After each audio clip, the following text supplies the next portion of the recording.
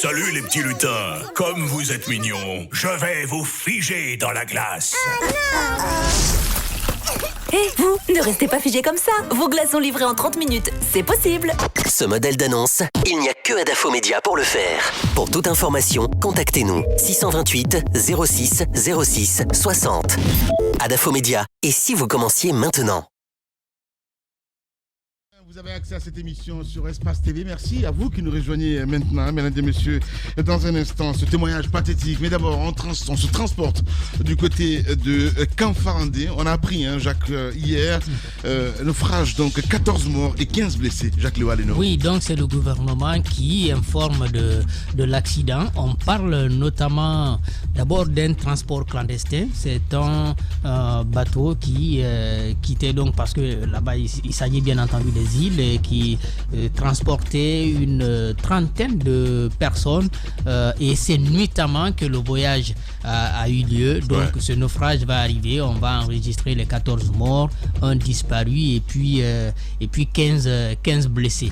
Le gouvernement annonce donc l'ouverture d'une enquête pour comprendre davantage ce qui s'est réellement passé, parce que lorsqu'on parle de la clandestinité dans le voyage en mer pour des embarcations qui ne sont pas des embarcations d'infortune, il faut dire, qui ne sont pas en mesure de résister aux vagues ou peut-être même à d'autres dangers qui sont véritables en mer, il y a problème. On m'apprenait ce matin du côté de Bokeh qu'il s'agirait de personnes qui partaient, je ne sais pas, à un mariage. Donc c'est bien des informations comme ça qui circulent. C'est pas le premier naufrage en mer avec des pirogues comme ça, mais je crois que le bilan de Kanfarandé est encore beaucoup plus lourd. Ouais. Allez, on va essayer de joindre dans un instant le maire de ce côté, de Kanfarandé. Ces accidents, souvent, on assiste, surtout.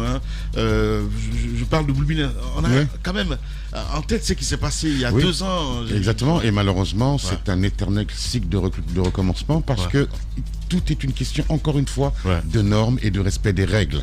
Quand tu embarques, combien? 13 personnes. 14 personnes. 14 personnes. Mais il y en avait plus. Bon, c'est plus de 30. Bon, si tu embarques 30 personnes dans 40 personnes dans une pirogue, et après on vient s'étonner qu'il y ait 14 morts. Non, Dieu n'a rien à voir. Non, c'est la stupidité et la cupidité humaine. C'est aussi simple que ça. Et c'est un taux insupportable. Voilà, encore une fois. Allez-y, Madame Hiro. Écoutez, je pense que vous l'avez dit, vous avez rappelé notamment cet autre naufrage qu'on avait vécu du côté de Boulbiné et la sortie des autorités qui prenaient des dispositions, notamment par rapport à la sécurisation des gens qui sont quelquefois obligés d'utiliser quand même ce moyen de déplacement pour rallier certains lieux. Moi, je ne comprends pas. Je pense qu'il y a un laisser-aller. Il y a un laisser-aller, sinon 40 personnes dans une embarcation de fortune, c'est inimaginable. Est-ce que là où il n'y a pas de contrôle, je pense, Lamine. Sinon, on devrait mettre une certaine rigueur par rapport à ces gens qui sont là, qui font traverser des citoyens guinéens. Exiger qu'il y ait au moins des gilets de sauvetage pour les gens.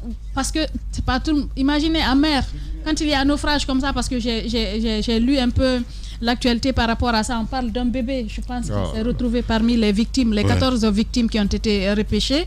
Et je pense qu'il faudrait qu'il y ait quand même un regard sur ce qui se passe de ce côté. Qui devrait normalement veiller à ces embarcations, qui doit être là pour superviser comment cela devrait se passer. Il ne faut pas à chaque fois venir en sapeur-pompier dire qu'on a dit de faire ci, on a dit de faire ça. Alors qu'en fait, c'est ça le problème de la Guinée. On ne prévoit rien, on n'anticipe pas. On vient à la fin, à chaque fois qu'il y a un drame, pour, prendre de nouvelles décisions. Alors qu'on devrait veiller, faire en sorte qu'il y ait une certaine exigence. C'est comme dans le cadre du transport interurbain ou bien le transport par voie routière. Il devrait y avoir des exigences, mais vous le voyez, même de ce côté, il n'y a aucune exigence à la matière. Il n'y a pas de contrôle de visite technique au niveau des véhicules. Il y a du travail à faire en Guinée, à tous les niveaux. À tous les niveaux. Voilà. Allez, si le réalisateur peut nous joindre, le maire de Kanfarandé que nous allons joindre dans un instant. Allez-y, mon cher Daouda. Oui, Madame Hiro l'a dit. C'est vrai qu'il y a des services qui doivent s'en occuper, qui doivent savoir à quelle heure les bateaux ou les pirogues quittent les larges. Mais il y a l'autre question, c'est que ce n'était pas l'heure indiquée pour les trafics. Parce que quand on parle de 20h30, 20h40 pour le départ, c'est la haute mer. En haute mer, ça veut dire que c'était un déplacement clandestin. Et parce qu'on ne peut pas accepter quand même, on ne peut pas comprendre que dans des périodes comme ça, que les gens se déplacent à partir de 20h. À ces heures-là, la mer la mer, il y a la montée de mer, on ne peut pas le faire. Et il y a un service quand même qui informe tous ceux qui sont dans ce système à quelle heure il faut être en mer, à quelle heure il faut éviter la mer. C'est là cette communication se passe. La météo?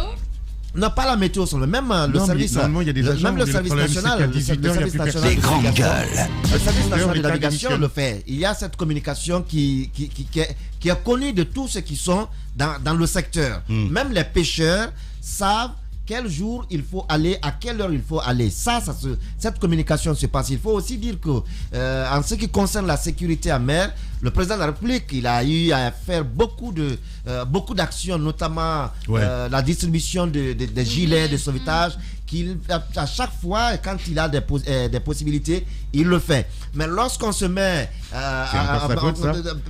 Non, c'est pas sa faute, ça aussi? Écoutez, je vous en prie. Il l'a fait, il a distribué. Pourquoi vous voulez... je pose la question à Daouda. Est-ce que c'est encore de la faute? Allez-y, pourquoi vous voulez faire les grandes gueules. du président une propriété privée? J'ai posé une question. C'est pas une propriété privée, là. J'ai posé une question. Est-ce que c'est encore de la faute du président de la République? C'est pas les ma grandes propriété gueules. privée. Allez-y. J'ai posé une question. J'ai dit. C'est de sa faute? Il a fait beaucoup d'efforts. Il le fait encore. Et en distribuant aux populations, à ceux qui sont à ces niveaux, des gilets de sauvetage. Je n'ai nulle part dire ici que Alpha Condé est responsable de ce qui est arrivé. J'ai indiqué l'heure de départ de ce bateau, de cette pirogue, et qui n'est pas l'heure bien indiquée pour ces genres de bateaux de se déplacer. Donc il y a eu, on peut le dire, du trafic, il y a eu, on a dérogé à la règle de navigation. Voilà pourquoi on s'est retrouvé dans ça. Et 40 personnes dans des pirogues de fortune, on sait effectivement ce que ça donne. On a vu le cas de l'accident routier du côté de Dubreka, où il y a eu jusqu'à 30 personnes. Ça également, ils étaient en route pour une cérémonie. Ils revenaient d'un mariage. Et quand c'est des cérémonies, quand c'est des occasions comme ça, les gens, il n'y a aucune norme qui est respectée. Combien de personnes doivent être dans le véhicule ou dans la pirogue, on ne calcule pas. Chacun se met, tout le monde se met là. Il suffit juste qu'on arrive à destination. Je crois que le bateau partait de Kamfarandé pour Bofadiari. On n'arrive pas à joindre le maire pour l'instant, me signale le réalisateur. Évidemment, ça serait intéressant. Allez-y, mon cher Moussa, vous avez suivi cette actualité, pardon. Oui, j'ai appris la triste nouvelle. Mais je trouve que dans ce pays, on est tellement habitué au drame, il y a tellement de morts. On ne peut pas un seul jour mettre le drapeau. Pas un seul jour mettre le drapeau en berne. Si vous le faites, le drapeau restera en berne toute l'année. Parce que chaque jour, ce sont des catastrophes. Parce qu'un drapeau en berne, c'est pour quelques jours, après vous remontez. Mais chez nous, tellement que la vie humaine est banalisée, tellement on en perd, que ça va rester en berne pendant toute une année, parce qu'on ne pourra pas faire remonter. Il y a tellement de drames non résolus. Non résolus parce que ce cas-là est tellement simple. Dans les ports, même les petits débarcadères, il y a des responsables. Ces responsables sont connus. Et tout cela est remonté dans un fichier au niveau du ministère des Transports. Normalement. Parce qu'il y a une agence de navigation maritime qui existe et qui s'occupe de ce secteur-là.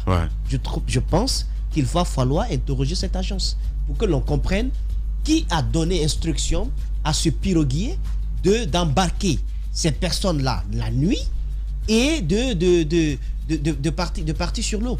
Qui a donné cette instruction?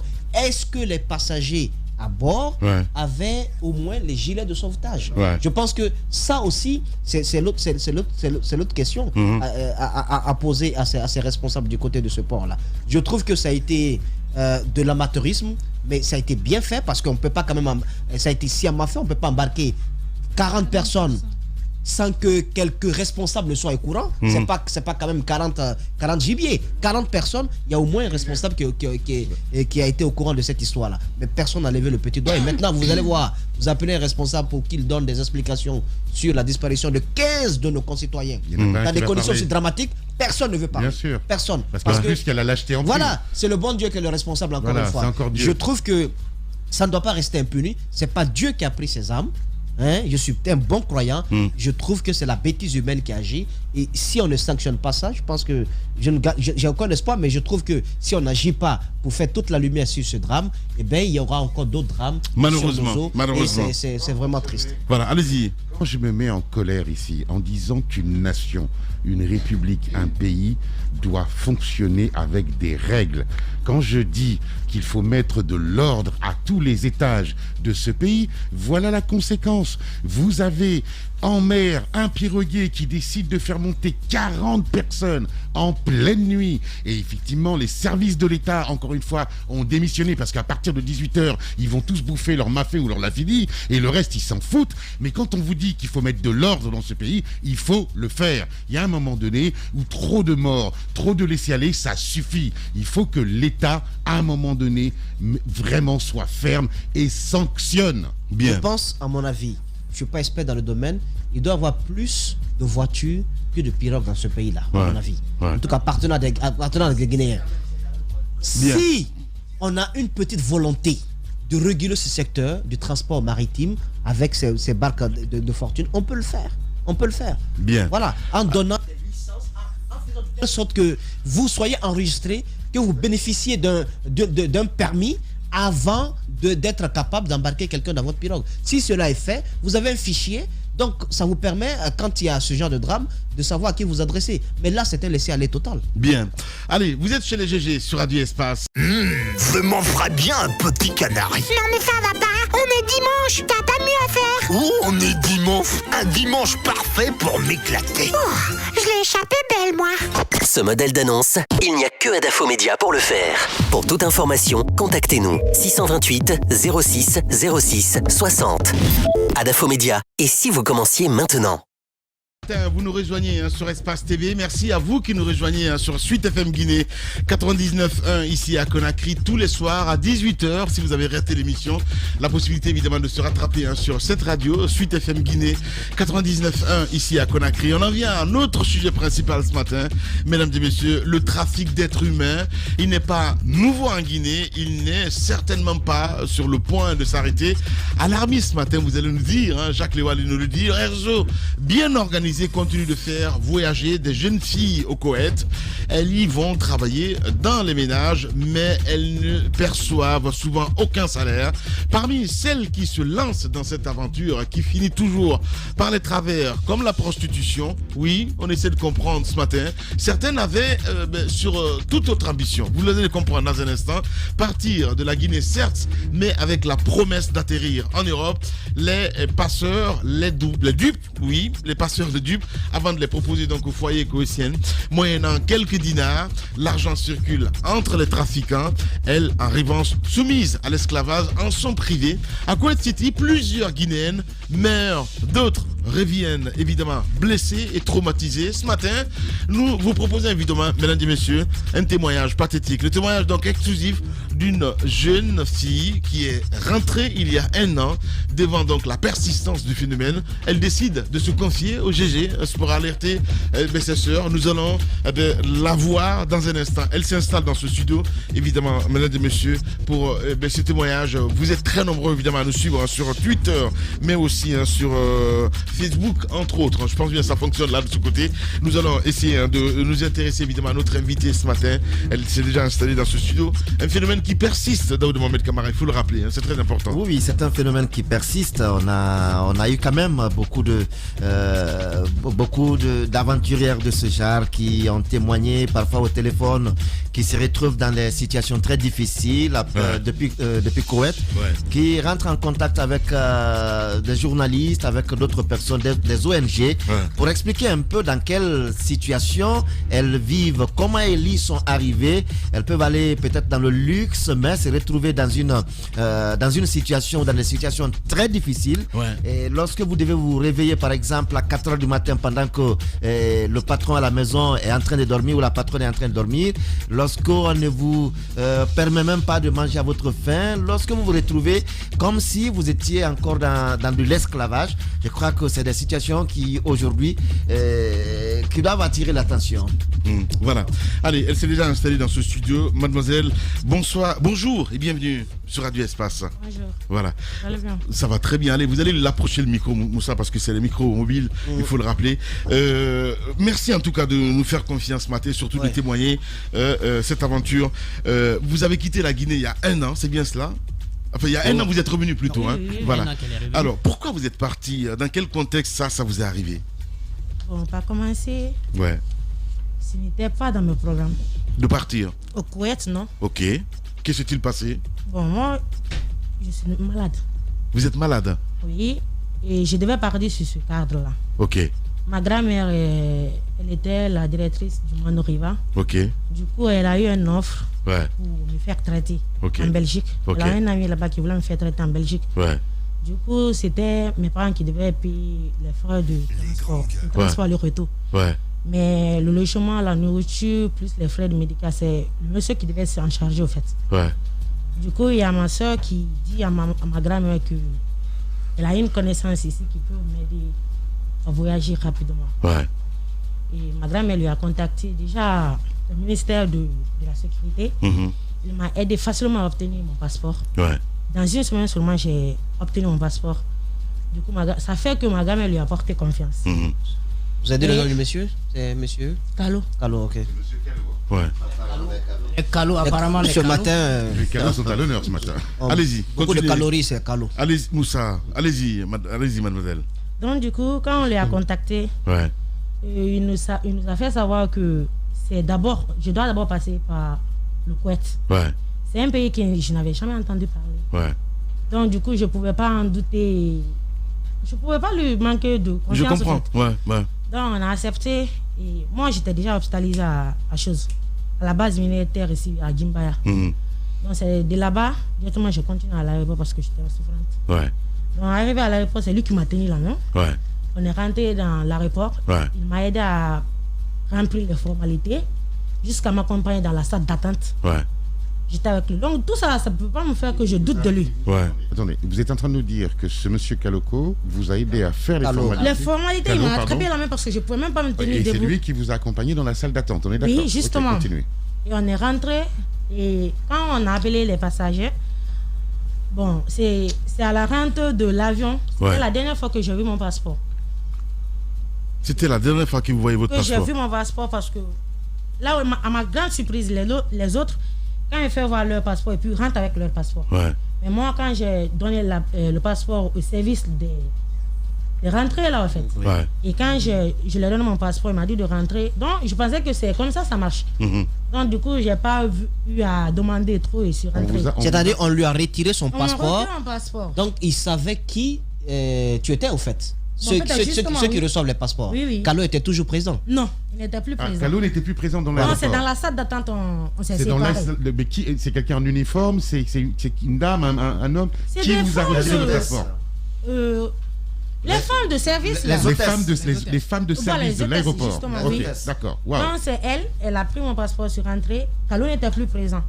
Quand je me suis installé dans la salle d'attente, lui, il a fait les parties. Donc, on s'est dit au revoir comme ça, mais de vue, même si je le vois, je ne pourrais jamais le reconnaître. Vous comprenez, non? Donc, ça, c'est en 2017, hein? Oui, en 2017. Une fois en Éthiopie, j'ai vu des filles là-bas qui parlaient du Koweït, qu'il allait au Koweït. Du coup, je me suis approché d'eux, je les ai demandé. Ils m'ont dit qu'ils partent au Koweït. J'ai dit, c'est un pays de quoi? Parce que je ne savais pas. Ils m'ont dit, c'est un pays arabique, donc les filles partent là-bas pour travailler. J'ai dit, wow, j'ai dit, d'accord. Et donc, vous partez là-bas? Ils disent oui. J'ai dit, bonne chance à... Moi, je ne les ai pas fait savoir que c'est là-bas, je partais aussi. Parce que dans ma tête, ce n'est pas là-bas, je pars. C'est juste un transit. Voilà. Et arrivé dans le territoire cohésien, il y a un monsieur, Mr. Suleiman, qui est venu me réceptionner à l'aéroport. Du coup, je lui ai dit que je ne sortirais pas de l'aéroport parce que je ne le connaissais pas. Je lui ai dit que la personne qui m'a envoyé jusque là où je suis, c'est M. Calo. Donc, si lui connaît Calo, il n'a qu'à essayer de l'appeler. Je vais parler avec lui. Il a essayé d'appeler Calo et il m'a fait savoir que oui, c'est comme ça les procédures. Que c'est le monsieur d'abord que je dois aller loger jusqu'à ce qu'on termine les autres procédures et puis je continue. J'ai dit d'accord.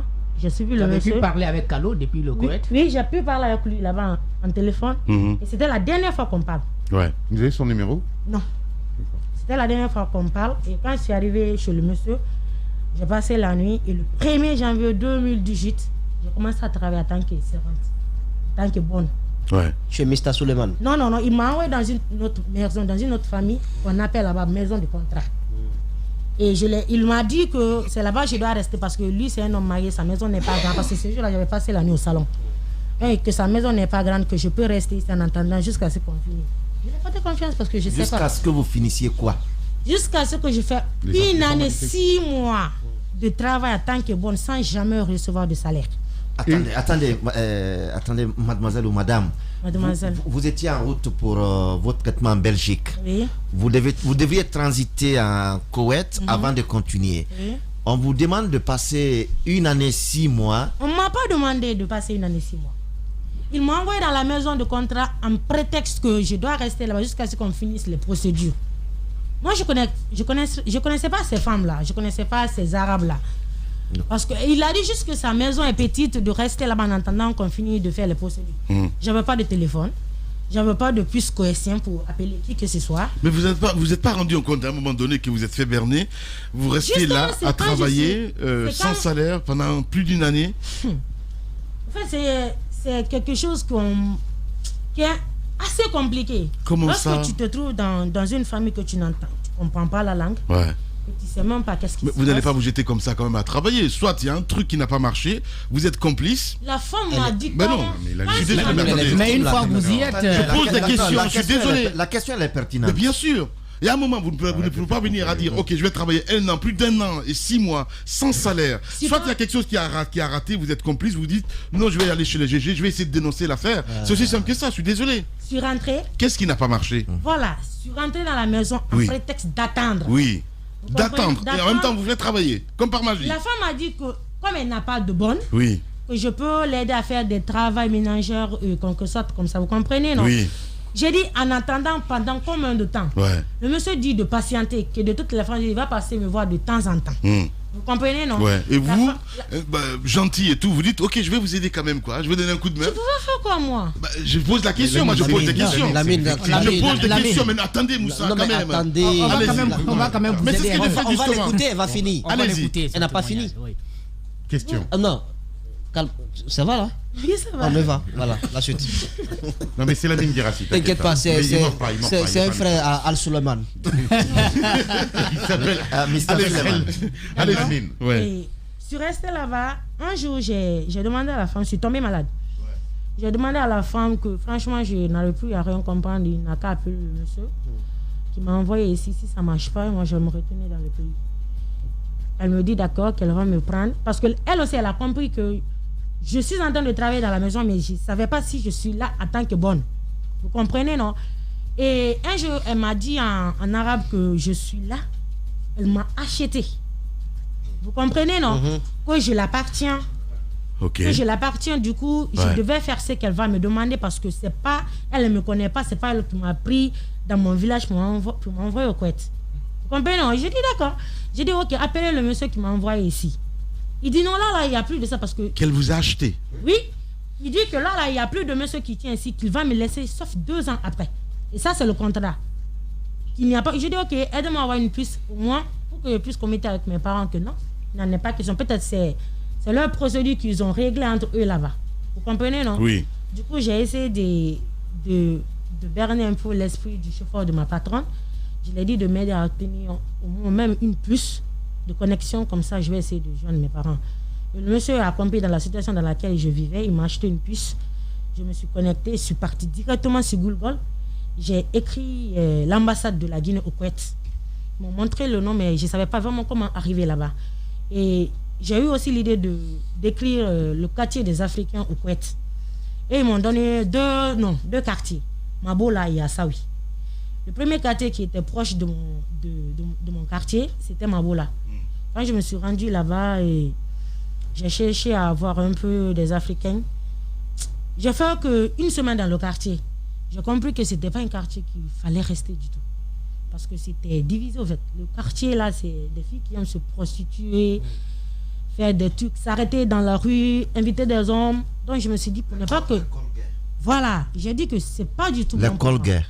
C'est pas du tout bon pour moi. J'ai demandé à un jeune là-bas. Je lui ai dit, si vraiment il a un parent ici, fiable, qui peut m'aider à aller jusqu'à l'ambassade de la Guinée. Il m'a demandé s'il était guinéen. J'ai dit oui. Il dit ok, que lui, il est ivoirien, mais qu'il a une copine à Saoui. Ouais. Que c'est la place des filles au travail. Ouais.